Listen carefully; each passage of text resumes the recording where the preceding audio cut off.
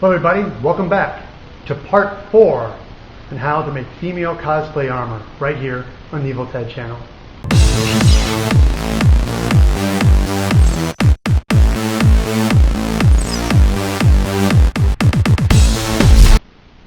Here we go, paints.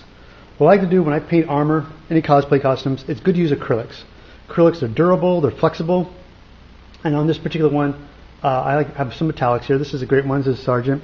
This is called liquid metal. They're a little pricey, but this stuff goes a long ways. You don't have to, you can thin this down and blow through an airbrush, but it's really good for brushing. And also, for the base coat too, you can also just get Krylon Fusion. This stuff is great. You can get the colors you want, and it's for plastic, and it bites really well to latex and tool dip, and you can spray that on. Which also reminds me, if you're doing anything metallic, the base coat for anything like gold or silver, you want to keep it black. But if you're doing like a superhero costume in reds and blues, it's good to base the latex or pigment the latex the color you're going to be painting. So if this is going to be red, I would have this be red. If it's going to be blue, have the base coat be blue. But for this right now, I'm going to have this metallic. Also for aging, if you want to go back in airbrush and weathering, I always use airbrush. I like to use Golden brands and Badger. Badgers are really great airbrush paints. You can get different colors, opaques and whatnot. For this particular costume, there's a great model paint called Tamaya. And this is gold leaf, and it seems like a small jar, but I'm going to thin this with alcohol. I'm going to paint this entire armor with this. And once that's done, I'm going to do a little weathering on top of that. But I'm getting ahead of myself. I just better just show you. Also, plastic dip. Plastic dip this is a clear plastic dip. Sometimes I discover when you're painting stuff, all these different colors, and you want to seal it really good, you can definitely do clear plastic dip on it.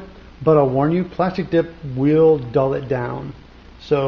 But it's flexible, it's durable. You could coat it with plastic dip, and if you went to the shine, I'd go back over it again with future wax. But for now, let's go ahead. I thin this down with alcohol. We're going to paint this with my Tamaya gold leaf. Got my paint. I have my gloves. Oh, and also the mask. Got my Tamaya. I'm going to put a little of this in my airbrush. What I do is I drop a little in my jar.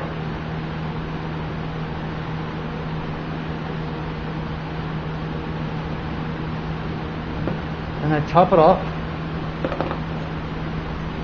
with a little bit of alcohol.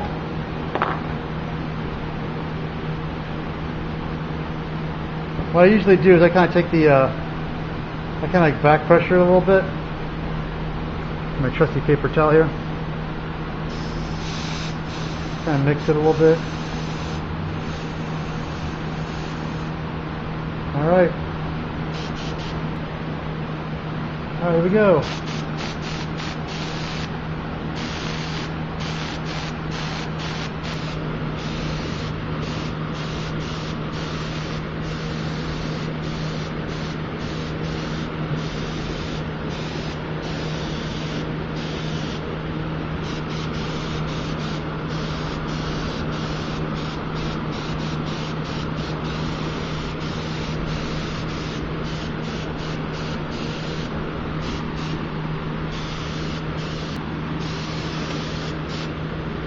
Okay, here it is. Now we got it all finished with gold. Not bad. Right now we have the gold base on it, and I have my my Tamaya dark copper, and I'm going to go ahead and with a brush, I'm going to paint all these highlight areas. What's great about Tamaya is you can just do it. You don't have to do a lot of coats. It's just one good coat. See, I like that. It looks like a piece of copper that's been bent over the gold. There we go.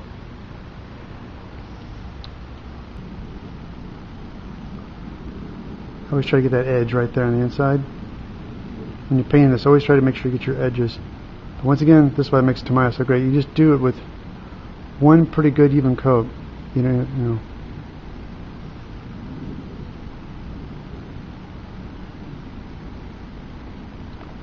Nice good wide soft brush too helps. But always to come back here and get those edges.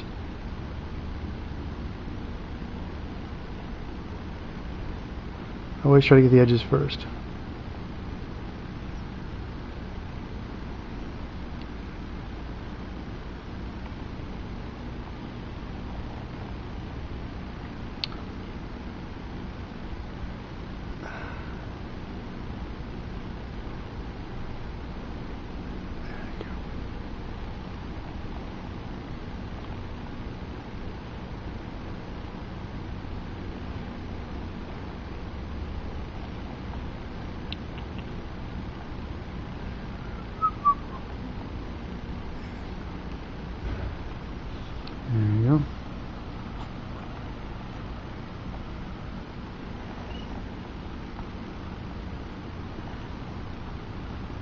get that edge.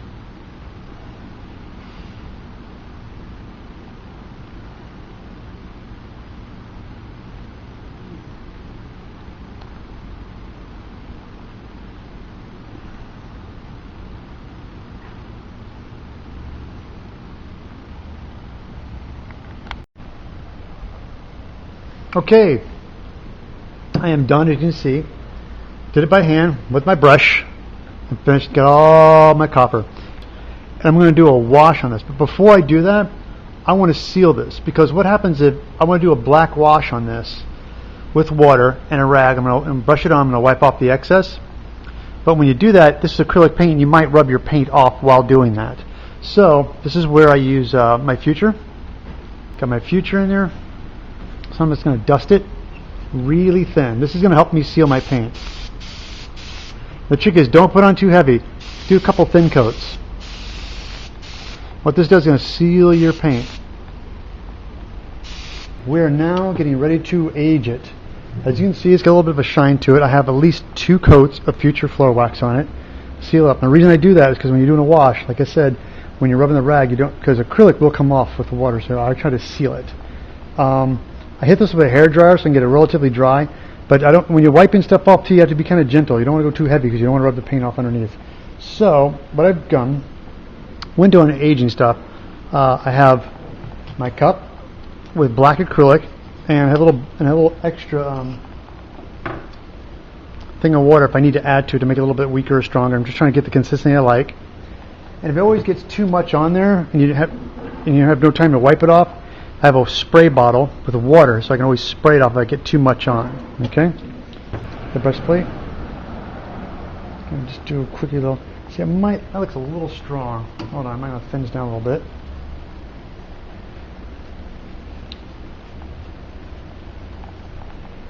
Okay. There we go.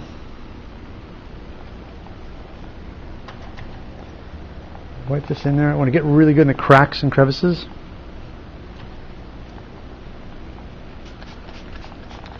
Some water on that. There you go, that helps. Sorry, I just keep dropping stuff. See that? There you go. I just want to get I always try to wipe off in the areas where I don't want it to stick so much. Put this in here.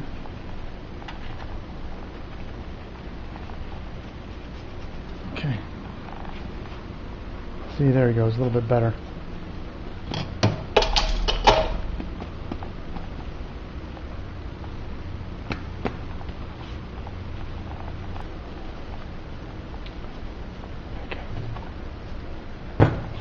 Gets too heavy, you always can hit a little water in there. There we go.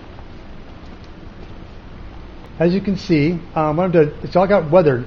And what I like to do is go back in, since I dirtied up a little bit, it gets a little muddy, so what I'm going to do is I'm going to keep the spots dirty, but I'm going to go back in with my paint and kind of highlight it. So suppose you're trying to wipe all this stuff, I'm going to put some of the color back into it.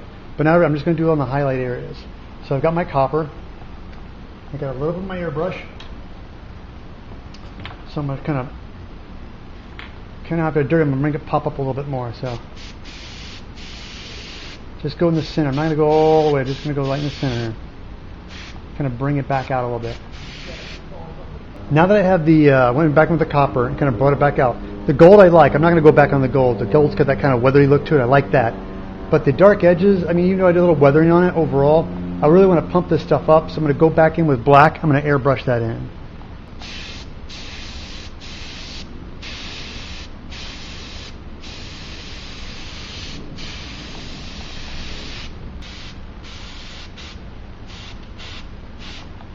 Alright, there it is.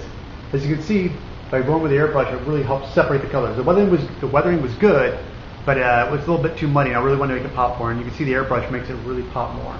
Nice good separation of the colors. Now that I got the painting part done, let's move on to fasteners and hookups and how we're going to put this on her. There's the piece, and now what I'm going to do is I'm going to do some kind of a corset that's going to go up in the back, like so. And I have went out and got some leather, a piece of scrap leather. And to do this, I'm going to go back to the patterns that I have right here. The pattern I used to make the armor piece. so I can trace this and make these pieces. Here's the piece I have for the pattern. This is the back half of my armor breastplate. I have some paper. I'm going to make a pattern to add so I can cut up my pieces of leather, because leather is, you know, expensive. You don't want to waste that, so you want to make sure you get your pattern figured out. So I'm going to take this like so and trace this. There you go. And now I know it's going to overlap, so I definitely want the leather to come back this far so we can glue it for strength. So I'll have it come back about this far. And now I'm going to draw this with my pencil. Kind of get an eyeball, have this come out. Because this is where I'm going to have a little piece of leather come out. And I have grommets. I'm going to put little grommet holes in this. I'm getting ahead of myself. We'll do that here in a second. Let me just go ahead and figure out the leather piece here real quick. Okay. The X-ACTO blade. Okay.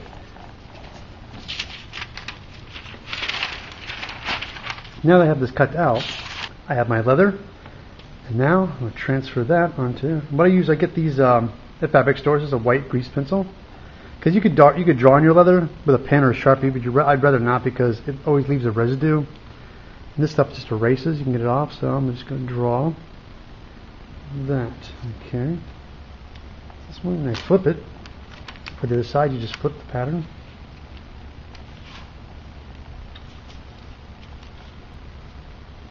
And there we go.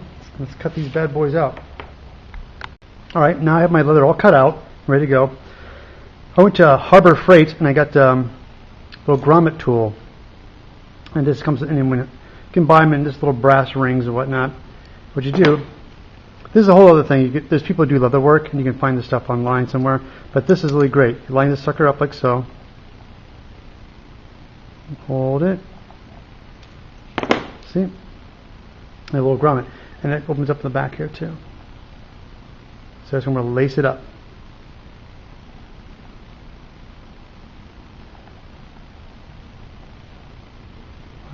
Alright. I have them both grommeted and ready to go. Now I have a little mark to where this is the part beyond.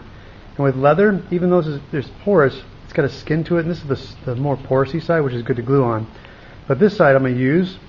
So before I put barge in this and stick this to foam, you want to rough this up. So I've got myself some 80 grit sandpaper. And so the bond, so I make sure the bond is really good.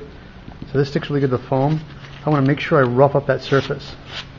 Really rough, because it gives the glue something to really bite onto. So always before you're doing something, rough up the surface. So I'm going to rough up the leather. I'm also going to rough up the foam that I'm going to glue it to as well. So just get this all nice and roughed up.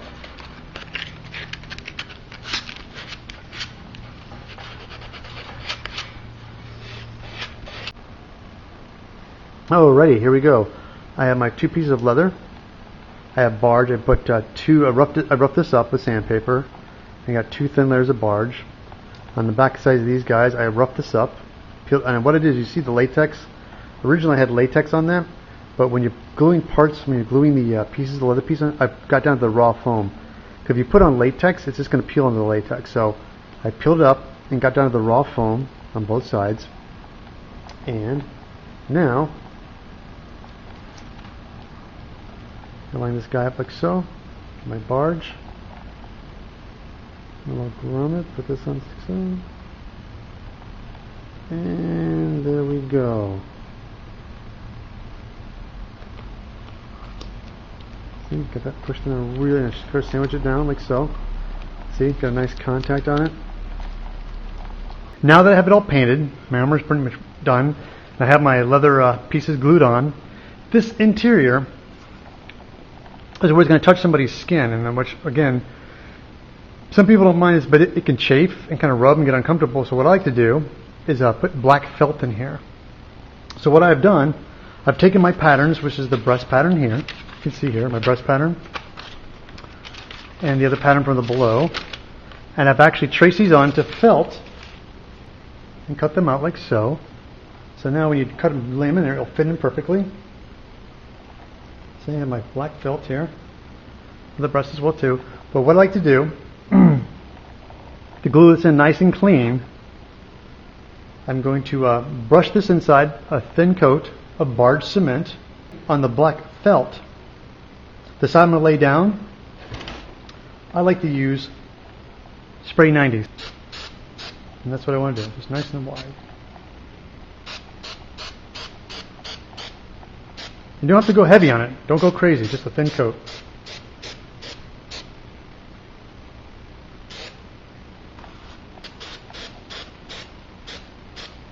Alright, there we go. Lay it in like so.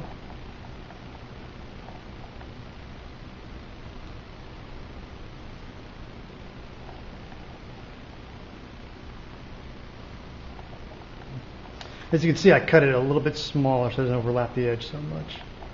But it's good to have felt in it, therefore when it's in here, it won't rub and chafe your skin.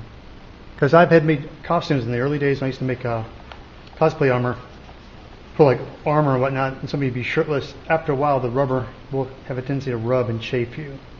So I discovered it's good just to put a little piece of black felt in there.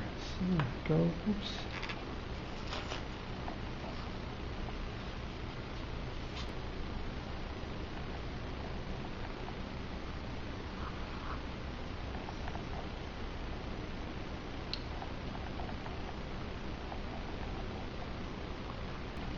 Alright, and there we go. Got it? Ready to go, and I got my black felt all inside. There she is in all her glory. It's done here, as you can see, all painted, ready to go in the back. Got a little bit of leather strap to do that corset lace-up look. I wouldn't do that to get that feel for the medieval armor look. You know, for other costumes out there, you can definitely use Velcro and buckles and straps. But I want to tell you guys, thank you so much for joining me on how to make female cosplay armor. You can follow me on Twitter at EvilTed40. You can also contact me on Facebook at EvilTedCement.com. And guys, please subscribe below, and there's more videos coming. Thank you. Catch you next time on the Evil Ted channel.